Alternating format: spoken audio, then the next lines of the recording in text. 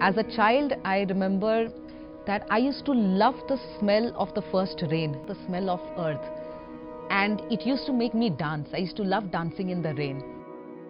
Somewhere along the way, as we grow up, we completely lose that part of ourselves. And when I started walking down that path, that was one of the first thoughts that came to me, hence the name Gili Mitti.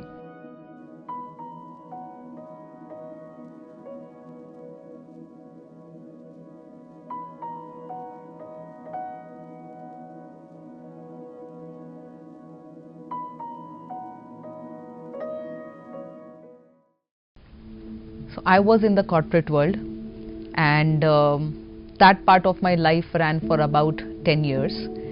The idea was to be a top shot, earn a lot of money, the standard things that we are taught all our lives, that you want your big house, you want your big cars, you want to show that you've arrived in life, because those are the denominators of success that we are taught both from our schooling system as well as from the society that we live in. So I followed the same path. And then at some point of time, the more I started traveling around the world, in India as well, I started visiting farms. The more I did that, the more I associated with Mother Earth and nature, the more I realized the absolute uselessness of this life and how fake it is. For all that we do, at the end of the day, we are probably slaves, because you can't take a leave when you want, you can't sleep when you want. And for all the money in the world that you earn, think about it. Can you really afford absolutely clean food? Can you afford clean water? Can you afford clean air? So it started bothering me, and I started thinking about the meaning of life. And what I realized was that the only true time that a person is probably happy or starts feeling fulfilled is when they are in service to others, whether that is to their community, or it is to Mother Earth, or it is to the planet. But you have to be in service to others, and you have to be able to live that kind of a life where you can associate with nature and be one with it.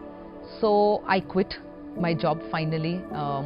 Once at 3 in the night, I just typed in my resignation letter, and that was it, because I realized that there's never going to be an appropriate or perfect time for it. Since I had already started researching about the kind of life that I wanted to lead, which was a sustainable life. In fact, I now like saying regenerative, and because sustainability isn't enough.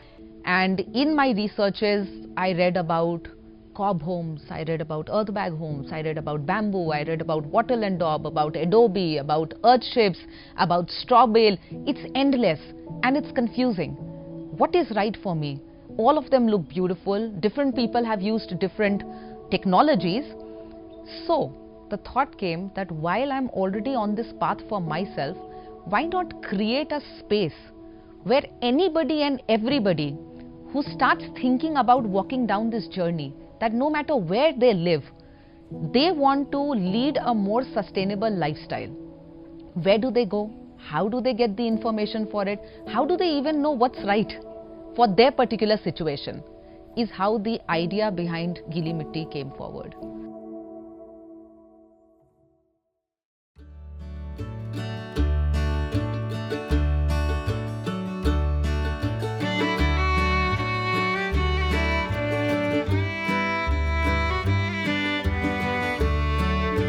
She has created here like a lab, like an experiment, where people come and see what is already created and what is the possibility. Every person who came here got hope that there is a possibility. It is not so difficult to build a house, So that is what struck me most. Of course, this helps, having done the course, having gained the wisdom, then you form a community, all that is there. But to come and have the confidence, yes, we can build a house with our own hands, which if somebody had told me before I came here, I would think it's a very difficult thing, It's not impossible at all. But after coming here and doing this course, I know that it is very much a possibility. With the right knowledge, with the right information, getting things done properly, it is very much a possibility.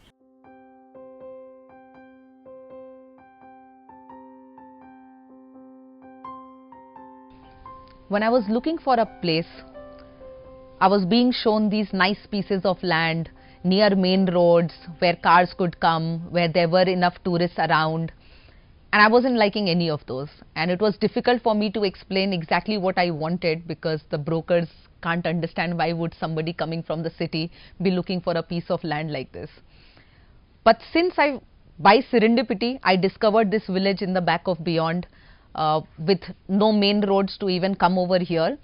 Even then, the pieces of land that I was shown was good flat pieces, terraced pieces, where you wouldn't have to do much leveling, where you wouldn't have to do much work, and you could do your farming as well. Those are the pieces that I saw in the village. Again, I didn't like anything.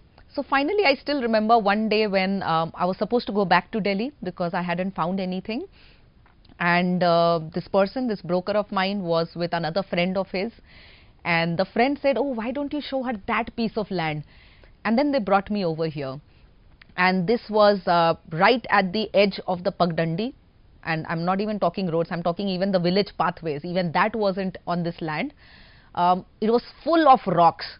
There weren't even any defined terraces. There were so many rocks on the land.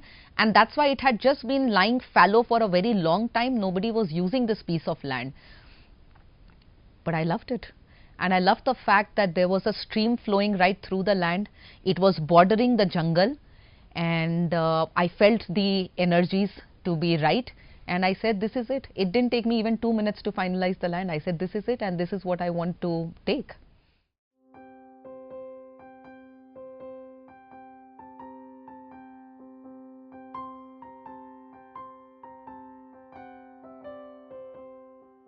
Once I'd taken this land, I'd bought it. The idea was to design it. I did the design of this entire piece of land, but the first one that I decided to go ahead with was the earth bag technique. And there are several reasons for that. One is, of course, that it moves a little faster. Second is that I could use the mud as it is, the soil as it is over here, without needing any amendments to it. And third was also because I could already see the traditional vernacular architecture being broken and people going ahead and building cement houses without thinking about it. So in some places I had already seen that happening, and I wanted to collect those bags and I wanted to show an alternative. So I hired a few people from the village itself as daily wagers, and I just started building with them.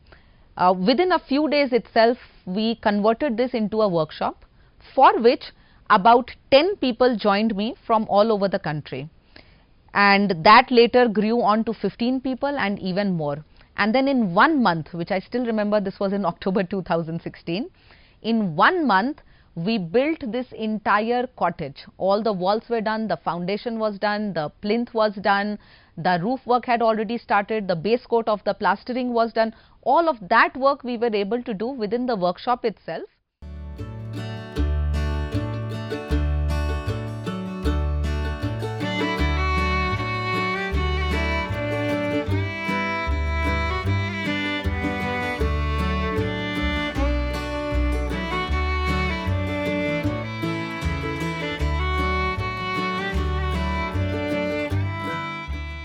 So now it's been like 1.5 months that I've been living here, and so my expectation was I'm going to come here, understand mud construction, local materials, how these things are molded and how you can construct with it.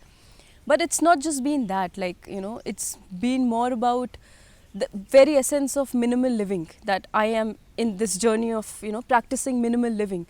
So now all this combination of understanding mud as a material, the essence of minimal living, waste management, the basic lifestyle that one must follow. Literally every individual. It's not just about constructing with mud, but the basic lifestyle that one must follow, and that's what I have reached so far in this 1.5 months. And I know that immediately once I go back, so I'm from Mussoorie, and once I go back, I'm going to, one thing, yes, construct with these materials, but this entire essence that I have acquired here, like this entire energy, it's going to stay. It's going to stay for a while, and that's what Gili Mitti is, the essence of minimal living.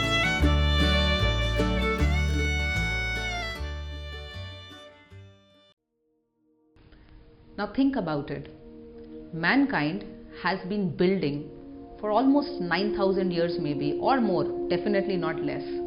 And they've been building with the simplest of materials, right? Materials that are found in their vicinity, whether that is mud, clay, straw, later on lime, all of these materials. And cement is just about maybe 100-year-old material. So whether that is small caves, small homes, cottages, or big palaces and forts, they've all been built much before cement even came into the picture. But today, we are led to believe collectively, how can non-cement based houses, which we also called natural houses, survive? We question their longevity, we question their durability, we question even their structural integrity. How is that happening? It's just that we have become completely unacquainted with the material these days.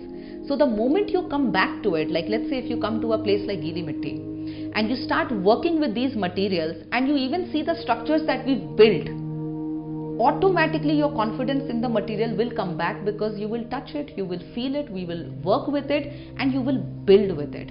And that's what we need. Living in the cities, we don't see it at all today. Children don't see it, adults don't see it. Most of the people were born and brought up in cement houses.